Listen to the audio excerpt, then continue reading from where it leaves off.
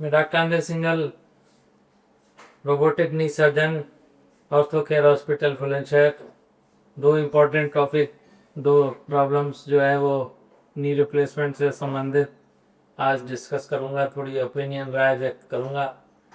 Usually OBCs patient जो होते हैं, वेट ज़्यादा होगा तो आर्थराइटिस के चांस बढ़ेंगे, और आर्थराइटिस हो गई तो पेशेंट चले फिरेगा कम, फिर उसका वेट बढ़ेगा, और एक बार वेट बढ़ गया तो उसका वेट कम होना बहुत मुश्किल है। हालांकि हम बताते हैं कि भाई ये डाइट लो, ये ऐसा करो, फैट नहीं लो, चीनी नहीं लो, रोटियां कम खाओ, सब्जी सलाद ज़्यादा खाओ, प्रोटीन ज़्यादा खाओ, कैल्शियम ज़्यादा खाओ, और चलो फिरो, विल पावर बढ़ाओ अपनी।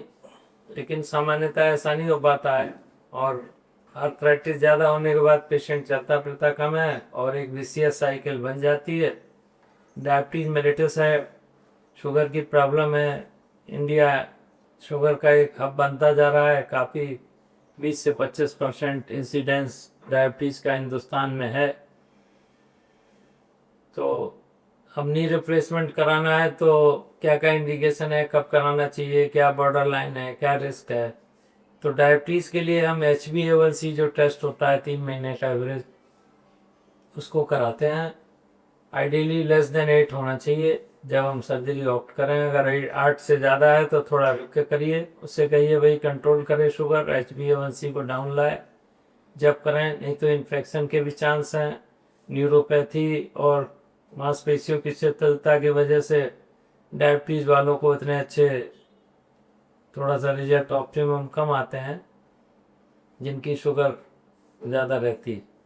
तो खान पान से, दवाओं से शुगर को कंट्रोल रखें, तो सर्जरी कराने में कोई वो नहीं है। काफ़ी पेशेंट्स के हमने डायबिटीज़ वालों के किए हैं और वो पीठ ठीक हैं, अच्छे तरीके से चल रहा है। इसी प्रकार से ओबेसिटी की समस्या है।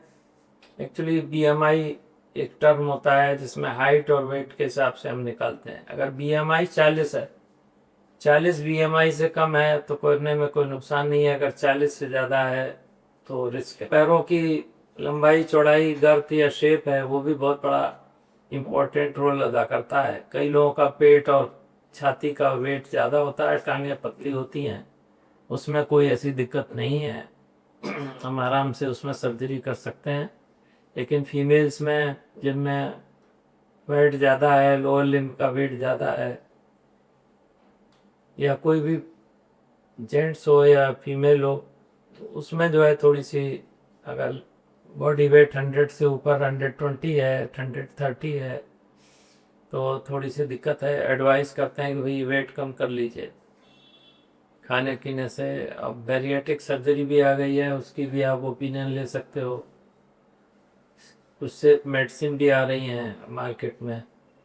तो ये सब चीज़ों की वजह से थोड़ा सा वेट कम करके, शरीर को हल्का करके अगर आप सर्जरी कराएंगे तो आपका रिहेबिलिटेशन अच्छा होगा, घुटना ज़्यादा समय तक आपका कामयाब रहेगा, ज़्यादा चलेगा।